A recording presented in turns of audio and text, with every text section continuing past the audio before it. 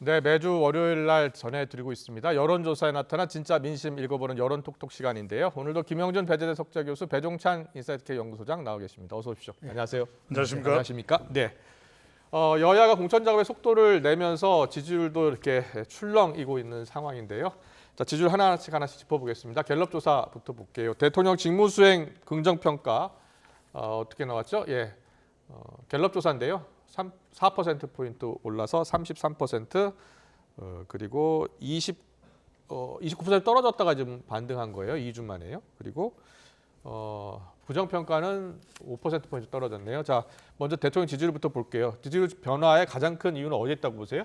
일단 이제 왜 이번 조사가 우리가 주목해야 되냐면요. 예. 우리 한국갤럽 조사도 보면 2월 1주, 2월 3주, 그러니까 2주간 동안 있었던 예. 조사 결과예요. 예. 근데 저 중간에 뭐가 있었냐면 설 연휴가 있었거든요. 그렇군요. 예. 그러니까 예를 들어서 우리가 설 연휴 때 보면 가장 많은 이제 소통이 이루어지는 부분들이 있기 때문에 예. 그래서 지난주 갤럽 조사에서는 대통령 국정 지도가 4% 올라갔고 예. 그리고 국민의힘 정당 예. 지지도도 올라 같이 정부 여당의 지지도가 동반 상승했다는 부분들이 아마 이제 주목을 좀 해봐야 될 부분이라고 예. 보는데요.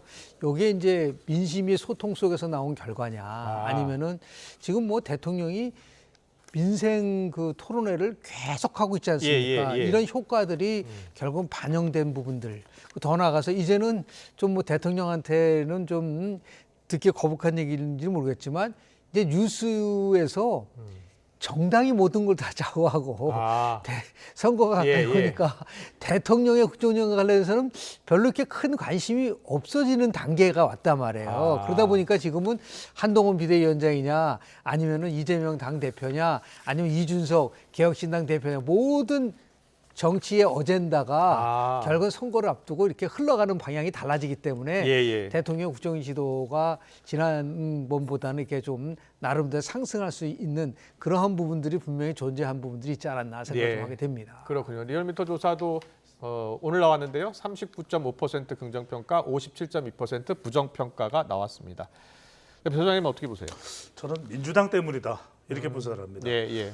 국민의힘이나 한동훈 비대위원장의 결집하는 것은 또 그런 이유로 풀이될 수 있습니다. 대통령 쪽에 관심이 안 가고 국민의힘이나 한 위원장 쪽에 총선을 앞두고 관심 집중되는 것으로 해석할 수 있는데 그러면 대통령 지지율이 올라간 건 이해가 안 되지 않습니까? 그러면 설날 명절 연휴 이후에 가장 크게 부각된 것은 조추송입니다.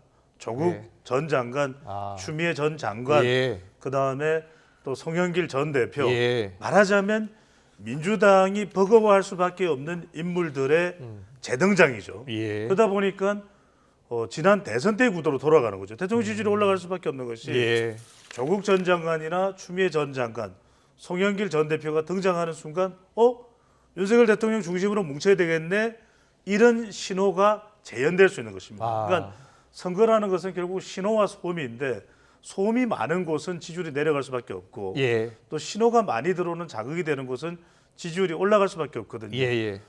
대통령 지지율과 국민의힘 지지율은 신호를 받은 것이고 지지층에 그다음에 민주당은 갤럽 조사에서 4%포인트 정당 지지율 내려갔거든요. 그만큼 부담되는 일이 벌어졌다 이렇게 볼 수가 있겠죠. 알겠습니다. 자, 정당 지지율은 잠시 뒤에 살펴보고요. 그런데 지금 최대의 전국 이슈이기도 합니다. 의대 정원 확대와 관련해서 지금 의료 공백 상태가 현실화되고 있는데 이 이슈도 적지 않은 영향을 미칠 것 같아요. 그렇죠. 이게 이재명 대표가 이야기한 대로 정략적이냐 그렇게 보기보다는 실제 현실에서 오픈런이 일어나고 있죠. 소아과 런이 일어나고 있고 그다음에 응급실 뺑뺑이가 있고 그런 데 있어서 우리 사회에서의 의사는 상당히 우리에겐 중요한 사람들입니다. 또 감사해야 되는 분이지만 한편으로는 또 자칫 잘못하면 특권층으로 인식될 수도 있거든요. 그런 상황에서 의대 정원을 더 늘려야 된다. 2035년까지 15,000명 정도가 모자란다. 10,000명이 모자란다. 이런 분석들이 있습니다. 그러니까 이제 그런 것에 있어서 국민 여론이 어느 쪽에 탄력을 받느냐가 중요한데 방금 전에 말씀드렸던 그 우리가 설계해드린 한국 갤럽 조사에서도 의대 정원 늘리는 것에 대해서 더 긍정적으로 나오고 있거든요. 이런 부분도 다분히 영향을 미칠 수 있다고 봐야 되겠죠. 그러니까 이걸 민주당에서 대응하는 방법이 이게 정치 전략적이다. 선거를 앞두고 다른 꼼수가 있다고 접근할 게 아니라 무엇이 그러면 의대 정원을 늘리는 데 있어서 문제점인지를 아주 정교하게 접근할 필요가 있는 것이죠. 정교하게 접근할 필요가 있다. 의대 정원 확대 2,000명. 이재명 대표는 한꺼번에 2,000명을 어떻게 줄이겠다는 거냐. 이 규모가 너무 크다. 이렇게 이야기를 하고 있어요. 네, 야당은 그동안 이제 400명 단계적으로 해왔었는데 2,000명은 너무 크다. 근데 그 두 가지 면에서 좀 봐야 될 부분이요. 첫 번째는 뭐냐면 2,000명을 늘린다 하더라도 예. 확대되는 시점은 6년 후입니다. 상당히 오랜 기간 동안에 의대 정원에 대한 부분들이 계속해서 누적돼 있기 때문에 예. 2,000명을 늘린다고 한다 하더라도 최고 단계까지 갈 때는 굉장히 많은 시간이 필요한 부분들이 예, 있기 때문에 예. 그런 차원에서 이제 2,000명이라는 부분들이 나오지 않았나 좀 생각을 개인적으로 하게 되고요. 예. 두 번째는 이제 국민들도 이제 긍정적으로 본다는 게 76% 부분인 거죠. 네. 그러니까 이게 이 부분에 대해서 정략적인 부분이 아니라 오히려 정략적 같았으면은 총선 전에는 이 이슈를 제기할 필요가 없죠. 그게 전략적인 거예요. 왜냐하면 네. 오히려 이건 야기를 시킬 수 있는 부분들이 있기 때문에 그럼에도 불구하고 정부가 이제 결단을 내린 부분들이 총선에서 비록 마이너스 효과가 나올지는 모르겠으나 예. 큰 틀 속에서 꼭 필요한 부분이기 때문에 자, 그렇다면 이재명 대표가 주장하고 있는 규모 축소를 이제 점차 하면서 원만하게 타협을 끌어내는 정치 쇼하려는 것 아니냐. 자신도 그렇게 생각한다라고 이야기했어요. 거기에 대해서는 어떤 생각이세요? 대통령실을 발표한 내용은 뭐죠? 결국은 어떠한 경우도 타협은 없다고 분명히 얘기를 했잖아요. 예. 그런 부분이니까 지금 이제 이재명 대표가 얘기했었던 뭐 일종의 규모를 줄이면서 결국은 유리하게 끌고 가려고 하냐. 예, 그런 건 그렇게 아니냐. 하려고 해서 아예 처음부터 이 이슈를 제기할 필요가 없어요. 예. 그 정도로 이게 굉장히 민감한 이슈인데도 불구하고 제기를 했었다는 면에 있어서 보면 네. 이제 진정성이 어느 정도는 좀 있는 게 아닌가라는 그런 추론을 좀 해봅니다. 예, 계속해서 정당 지지도 보겠습니다. 자, 정당 지지도를 보면 일단 갤럽 조사를 보면요. 민주당은 4%포인트 하락 31%, 그리고 자 볼게요. 국민의힘은 37% 이렇게 나타났는데 배 소장님은 저런 지지도 변화는 가장 큰 이유는 어디 있다고 보세요? 가장 큰 이유도 방금 전에 말씀드렸죠. 민주당입니까? 물론 이제 한동훈 효과가 있다고 할 수 있지만 한동훈 효과가 한 달 전에는 안 나타났었나요? 그러면 2주 전에는 안 나타났었나요? 예. 물론 지속적으로 영향을 미치는 건 있겠지만 결과적으로는 선거라는 것은 아까도 말씀드렸지만 신호보다는 소음에 더 노이즈에 그렇군요. 민감하게 반응하거든요. 예. 그러니까 노이즈 마케팅이 먹힐 분야가 있고 안 먹힐 분야가 있는데 바로 그 부분입니다. 그러니까 이재명 대표도 지금 공천에 대해서 친문 친명 공천 갈등에 대해서 어떻게 잘 통제가 관리가 안 되는 것이고 예. 그다음에 또 하나는 이 조국 전 장관이라든지 또 송영길 전 대표 문제가 해소가 안 됩니다. 예. 그러니까 지금 두 인물이 들고 나오는 정당의 이름도 뭐 가칭일 수는 있겠습니다만 민주당과 매우 가깝거든요. 흡사하거든요. 예. 그러면 한번 이 그래프를 보고 있는 우리 시청자분들이 볼 때 지금 이 그래프만 놓고 보면 더불어민주당은 이 시점에 절체절명의 위기잖아요. 예. 일단 이번 총선이 국민의힘 지지율과 더불어민주당의 대결 구도라면 이렇게 힘이 든 판에 조국 전 장관이 등장해서 또 민주당의 지지율을 가져간다. 송영길 전 대표가 나타나서 민주당의 지지율을 가져간다. 그러면 30일에서 더 올려야 되는데 예. 더 빠진다.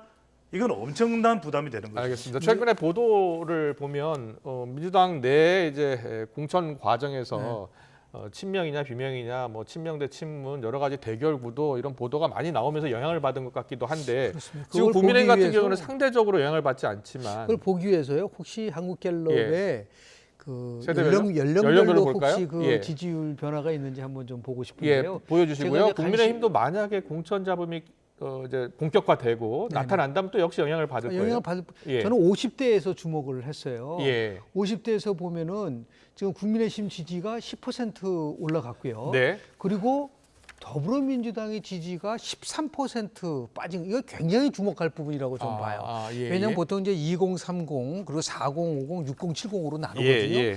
그러면 민주당 지지의 핵심이 4050이란 말이에요. 어. 그런데 50에서 어떻게 저런 큰 변화가 왔을까라는 부분 속에서 굉장히 예. 주목해야 될 이유는 지금 말씀하신 것처럼 민주당 내부 속에서는 지금 굉장히 혼돈스러운 부분들이 계속해서 반복적으로 나오고 있는 거죠. 더 나아가서 친문에 관련된 부분 속에서 예. 친명 친문에 있어서 공천에 공천에 있어서의 파열음들이 나오기 시작을 하게 돼 있고 그리고 이제 위성정당을 만든다고 선언을 하면서 이 통합비례정당이라고 하지만 거기에 참여할 수 있는 그 정당들이 여러 정당들이 지금 같이 혼재돼 있지 않습니까? 네. 그러니까 민주당이 원래 갖고 있었던 정체성에 대한 문제에 대해서도 문제제기가 나올 수 있는 부분밖에 제기될 수밖에 없는 거고요. 예. 저런 의미에서 봤을 때 지금 이거는 굉장히 아주 크리티컬 타임이에요. 민주당이 이 부분 속에서 나는 더 악화될 거라고 봅니다. 왜냐하면 지금 예를 들어서 국민의힘은 나름대로 물론 논란의 여지가 없는 지역이라고 하더라도 이 공천 과정 속에서 아주 큰 파열음이 지금 나와 있는 건 아니에요. 그 우선적으로 분명하게 혹시 친윤 아니면 용산 출신들이 단수 공천 받는 거 아니야라는 거를 가졌었는데 실제로 그 부분 지금 한 3명 정도가 받는 걸로 돼 있고 나머지는 전부 다 단수 공천 속에서 그 친윤의 혜택은 없다. 그리고 대부분은 경선 쪽으로 가는 부분들 더 나가서 전략백지를 부분들이 있기 때문에 현 시점까지 보면은 공천 과정 속에서 국민의힘은 다소 안정적으로 가고 있는데 반해서 민주당은 계속해서 파열음이 나올 수밖에 없는 특히 뭐 비밀회의를 통해서 이재명 대표하고 측근들이 만났다는 걸 포함하고 더 나가서 임종석 지금 그 전 비서실장 둘러싸고 굉장히 지금 파열음이 심화되지 않습니까? 이런 것들이 지금 잠재돼 있기 때문에 오히려 더 민주당으로서는 위기를 맞을 수 있는 부분들이 분명히 내재돼 있고 또 하나는요. 결국 이 시점에서는 지지율을 가름하는 거는 두 가지입니다. 하나는 공천 관련된 부분하고 두 번째는 리더십에 대한 부분들이에요. 그런데 지금 각종 여론조사를 보면은 한동훈 비대위원장이 당대표 운영을 잘하고 있다라는 그 비율이 이재명 당대표가 하는 비율보다 훨씬 높게 나오고 있단 말이에요. KSY 조사 결과 말씀하시는 것 같은데 보여주세요. 한동훈 비대위원장과 이재명 대표의 직무수행 평가 여론 보겠습니다. 네, 이재명 대표 38% 잘한다, 56.6% 잘 못한다 이렇게 나왔고요. 한동훈 비대위원장은요? 53% 잘한다, 잘못한다 40.7% 나왔습니다. 저 조사 말씀하시는 저 정도면 굉장히 큰 차이인데 이게 요 조사만이 아니에요. 지난 한국 갤럽 조사에서도 비슷한 유형으로 나오고 있기 때문에 현재 있어서의 정당 지지도를 가늠하는 중요한 변수 중에 하나는 바로 당을 이끌어가는 대표의 리더십과 관련된 부분도 분명히 작동되고 있다라는 걸 지적할 수밖에 없는 거죠. 그러니까 민주당이 위기의식이 필요한 것이 지금 갤럽 조사입니다. 갤럽 조사 지역이 있으면 좀 보여주시면 좋을 것 같은데 갤럽 지역 불러볼까요? 이 지역이 의미하는 것이 굉장히 중요하고도 심대하다고도 할 수가 있는데 지역 평가요? 그 이유는 왜냐하면 보겠습니다. 이번 선거는 정당 지지율을 봐야 되고 특히 지역이 중요합니다. 서울을 한번 보십시오. 서울이 37대 29예요. 37대 29입니다. 현역은 더불어민주당이 훨씬 많은데 지금 서울의 현역 국회의원이 근데 인천 경기를 보세요. 인천 경기는 그래도 서울은 좀 밀리더라도 이른바 서국. 민주당이 35%, 국민의힘 32%, 인천 경기요? 서국 경민이라는 이야기를 했단 말이에요. 그건 뭐냐면 서울은 그래도 국민의힘, 경기도는 민주당이야. 이렇게 이야기를 했는데 지금 민주당이 인천 경기가 3%포인트밖에 차이가 안 나요. 충청을 보십시오. 충청이 대체로 중도층 성격이 강한데 아까 우리 김영준 교수께서 예리하게 분석을 해주셨듯이 50대의 경우에도 차이가 났지만 충청이 13%포인트가 더 올라갔어요. 국민의힘은 46대 27입니다. 그런데 이 대목에서 짧게 추가해서 드리면 2016년 기억나시죠?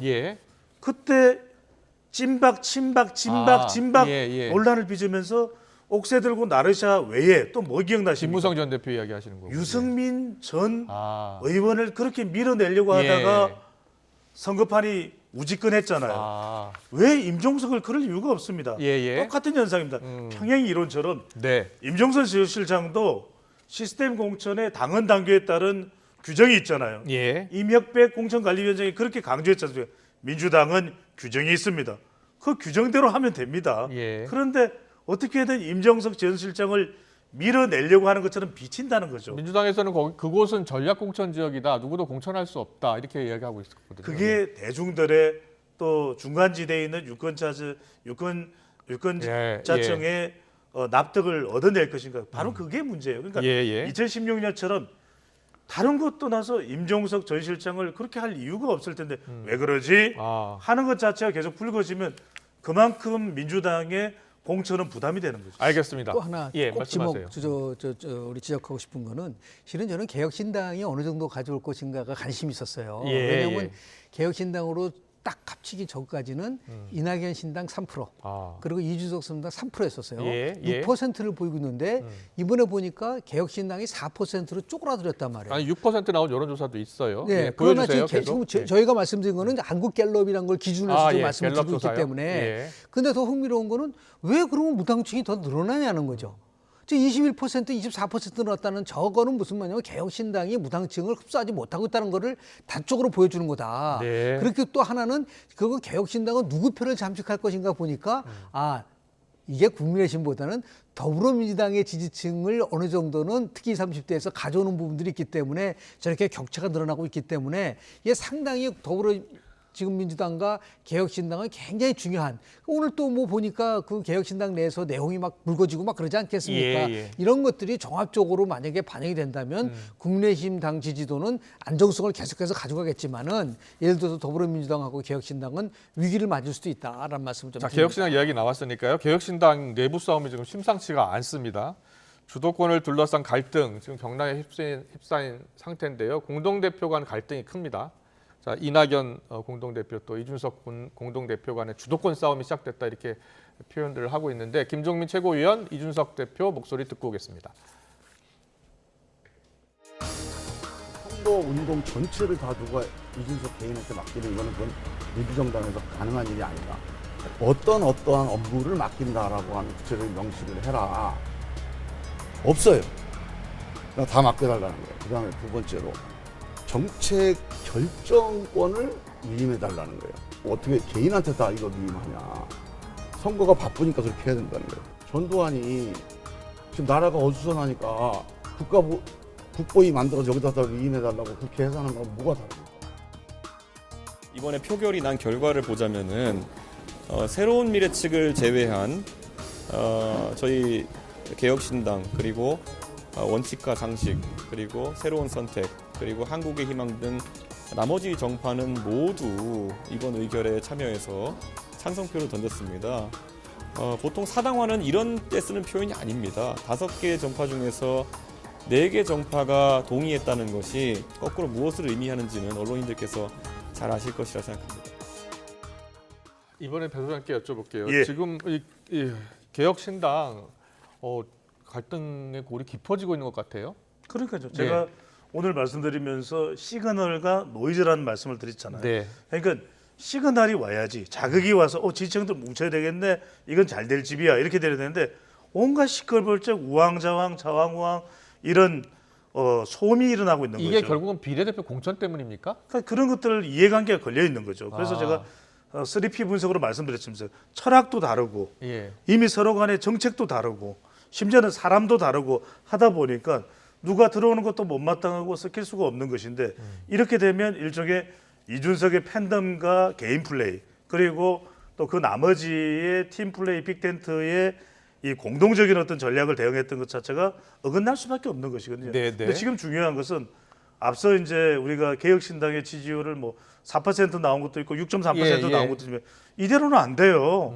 적어도 한 15%까지 가는 게 왜 중요하냐면 15% 지지율이 나와야 여기에 올라탈 사람들이 많아지는 겁니다. 예, 예. 말 그대로 외연확대가 되는 겁니다. 지금 무슨 내 사람 아닌 사람 내 팬덤에 마음에 드는 사람 안 드는 사람 가릴 게 아니라 15%가 돼야 선거 비용 보전을 받을 수 있습니다. 네. 그래야 개혁신당 가봐.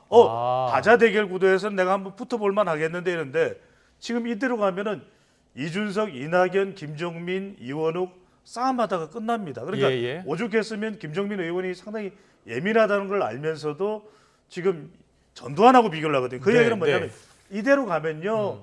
우리 중도층이고요. 수도권이고요. 2030 MZ 세대고의 말짝 도루묵 꽝 돼요 하는 걸 암시하는 걸로 봐야 되겠죠. 그렇군요. 지금 뭐 공관위원장을 누구로 할지도 정하지 않은 상황이고 벌써 당 대표 이 개파 간 저렇게 갈등이 커지고 있는 상황인데 저거 누구 말이 맞는 겁니까? 사당화라고 그러고 한쪽은 사당화가 아니다라고 그러고. 사당화냐 아니냐를 넘어서서 예. 자신들이 처음에 합당을 할 때 뭐라고 얘기를 했죠? 모든 선거와 관련된 건 총괄 선대위원장은 누구한테 줬나요? 예, 이낙연 대표한테 예. 줬잖아요. 이낙연 대표입니다. 그렇죠. 그 두 번째로 뭐냐면 합의를 할 때는 결국은 같이 함께 더불어서 무지개 쪽으로 하지 이렇게 표대결을 해가지고 하는 거를 하는 건가요? 예. 저는 그런 면에서 봤을 때 이준석 대표가 실제로 보면 패착을 한 거라고 볼 수밖에 없는 거고 이거는 헤어질 결심을 빨리 했으면 좋겠어요. 왜냐하면 나름대로 투표를 할 때 유권자들이 자신이 어떠한 정체성을 갖고 있는 정당한 저는 이낙연 전 대표 쪽이 나올 가능성이 굉장히 높다고 봅니다. 나오다니요? 오히려 예. 이게 같이 함께 안 하는 거죠. 아, 왜냐하면 아직까지 뭐 개혁신당에 대한 창당대회를 했나요? 예. 지금 법적으로는 당대표가 이준석으로 돼 있기 때문에 이런 세상들이 나오는 겁니다. 실제로 보면은. 예, 예. 그리고 더 나아가서 같이 함께 갈 때는 무지개 색깔을 가기 위한 건데 이거를 모두 다 예를 들어서 표결로 해가지고서 4개가 많이 나오면 가져간다. 그러면 이준석이 쫓겨날 때는 표대결 안 했나요? 예. 아니 그렇지 않잖아요. 예를 들어서 나름대로 이게 합당을 했을 때 올 수 있는 합의 정신이 뭐냐를 강조를 해야지 지금 와서 모든 것은 다 자기가 위임해가지고 가겠다라는 것은 이거는 내가 누차 강조했지만은 다당제가 선이고 양당제가 악이라는 거가 말이 안 되는 게 정당이 움직이는 메커니즘이 민주화되지 않는데 무슨 놈의 정치 개혁을 하느냐. 네. 똑같아요. 한국 정당 정치가 지금 어느 정당이든 간에 모든 것이 당대표가 중심이 돼서 다 끌고 간다는 것 때문에 사당한 문제가 나왔었던 게 사실이지 않습니까? 네, 네. 그런 면에서 봤을 때 저는 뭐 창당을 얘기한 지가 얼마나 됐다. 열흘밖에 안 된 정당이 저걸 가지고서 그걸 하나 못하고 그걸 혼자서 힘으로 밀어붙인다? 그러면서 저게 사당화가 아니라고 얘기하는 저 뻔뻔함이 어디서 나오는 걸까? 저는 그런 면에서 봤을 때 이거는 분명히 지극히 잘못된 부분들이고 봉합될 수 있을까요? 예. 김영주 교수님하고 저는 생각이 좀 다른데요. 예. 왜냐하면은 이준석 대표의 자충 우도를 또 예상했던 부분입니다. 그만큼 네, 네. 팬덤과 또 말하자면 이준석 스타일이 있는 거죠. 그걸 뭐 야단치고 또 지적하고 비판할 수는 있습니다만 저는 여기서 만약에 이 빅텐트 깨진다. 그럼 저는 다 망해요. 공도동망입니다. 이걸 모를 일은 없다. 예. 그렇다면 이 자충우돌이 저는 나중에 오히려 선거 임박해서 이런 우직근하는 현상보다는 예. 지금 이렇게 서로 간에 막 다툴 내용들은 다투고 예. 그래서 서로 이제 좀 더 서로를 수용하고 그런 접점을 찾아야 되겠죠. 저는 예, 예. 가치 연대가 필요하고 정말 여기서 중요한 것이 서로 간을 대하는 박절한 태도가 아니라 박절을 바꾸세요. 예. 절박함이 절박한. 중요합니다. 우리는 살아야 돼. 개혁신당은 어떻게든 나가야 돼. 이런 생각을 조금이라도 한다면은 저는 바뀔 가능성이 그래도 있을 것이다. 절박하면 이렇게 안 하죠. 제가 볼 때는. 그래서 오히려 더 좋은 결과가 나올 수도 있어요. 어떻게요? 지금 예. 민주당은 공천 과정 속에서 언제 어떻게 친명과 충돌을 하면서 나오는 분들이 계실 텐데 예. 이분들이 개혁신당 못 갑니다. 지금 이준석 당과는 같이 갈 수가 없어요. 예, 그렇기 예. 때문에 오히려 자기가 독자 조선을 딱 정하고 예. 호남이란 기반을 내세우고 김대중 정신을 계속해서 끌고 가겠다고 한다면 이게 같이 모을 수가 있지만 예. 그런 의미에서 봤을 때 아니 생각을 한번 해보시오. 같이 합당한 딴 사람들하고 이낙연 대표가 퇴장을 하는데 그거 표결할 수 있어요? 아. 회의를 중단시켜야죠. 예. 이건 아니다. 내가 가서 이낙연 대표를 만나겠습니다. 그렇게 해야 될 거를 가서 우리는 5개 중에 4개가 했기 때문에 이거는 사당한 그게 정치력이 없는 한마디로 정치를 모르는 사람들이 하는 그런 행태이기 때문에 이거는 지극히 잘못된 부분이다라는 걸 지적할 수밖에 알겠습니다. 없습니다. 자, 개혁신당 앞으로 어떻게 될지 이준석 대표가 또 기자회견을 한다고 하니까 저 지켜보겠습니다. 민주당 공천 이야기 해보겠습니다. 이제 오늘부터 사흘 동안 1차 경선을 한다고 하고요. 임종석 전 비서실장 공천 놓고서 좀 갈등이 불거졌는데 최근에 일부 여론조사에서 홍영표 의원이라든지 이인영 의원을 좀 빼고 여론조사를 했다 이런 논란이 있어요.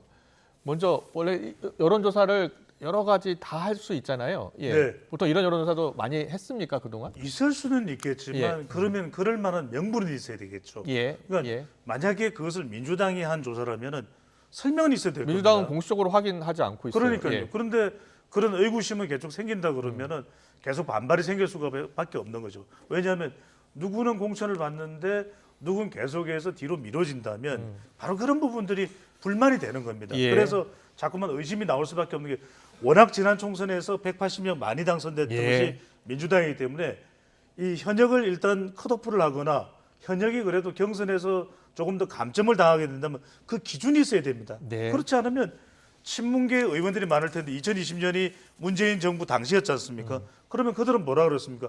아니 자객 공천에서 아무런 기준 없이 우리 거의 탈락되는 상황.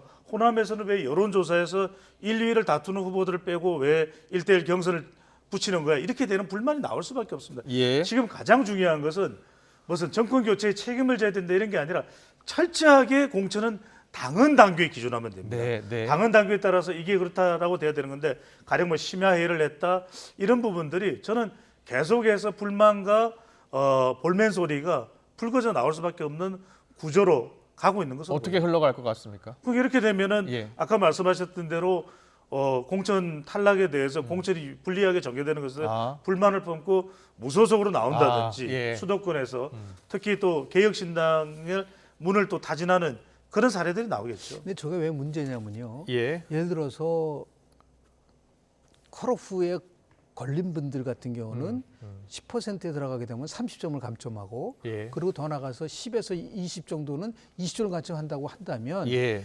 그래도 배제될 수는 없죠. 네. 대상에 배제될 수는 없는 겁니다. 감점이 된다 하더라도. 그런데 그런 거 없이 만약에 정말 배제된 상태에서 여론조사를 했다고 한다면요. 이건 나중에 송송 끝나고 나서도요. 엄중하게 법적 책임을 물어야 될지도 몰라요. 네. 어떤 근거로 해서 뺐느냐. 만약에 문제 제기를 한다고 했을 때 계속해 주시죠. 공천관리위원장이 이 부분에 대해서 정리를 해야 돼요. 공천관리위원장 이명박 위원장이 이명박, 정리해야 된다. 왜냐하면 우리가 조사를 할 때 배제는 있었는지 없었는지를 명쾌하게 해야 된다. 예. 그런 거 없이 그냥 모른다라고 가져간다고 했을 때는 이건 공관위가 엄청난 책임을 물어야 될 부분들이 있을 뿐만이 아니라 예. 여기서 배제된 사람들이 공식적으로 문제 제기를 했을 때 민주당은 정말 이 공천에서 그야말로 폭망할 수 있는 위험 요소가 있기 때문에 예. 정 그렇다고 한다면 홍영표 의원이라든지 이인영 의원이라든지 배제 그걸 보여줘야 될 불러서 네, 네, 네. 상황 설명도 하고 그런 거 없이 그냥 만약에 배제된 상태에서 여론조사가 이루어졌다고 한다면 이거는 굉장히 심각한 문제일 수도 있다라는 말씀을 좀 드립니다. 네, 알겠습니다. 국민의힘 같은 경우에는요, 용산 출신 후보자 몇 명이나 공천될지 윤심이 얼마나 크게 작용할지가 최대 관심이었는데 주진우 전 비서관이요, 해운대 갑인데 여기 하태경 의원 지역구죠. 네. 예, 이와 관련해서 당내 어떤 반발이나 이런 기류는 있습니까? 특별히 없는 것 같아요. 예. 왜냐하면 그런 이유가 많은 숫자였다면 대규모였다면 큰 반발이 있었을 겁니다.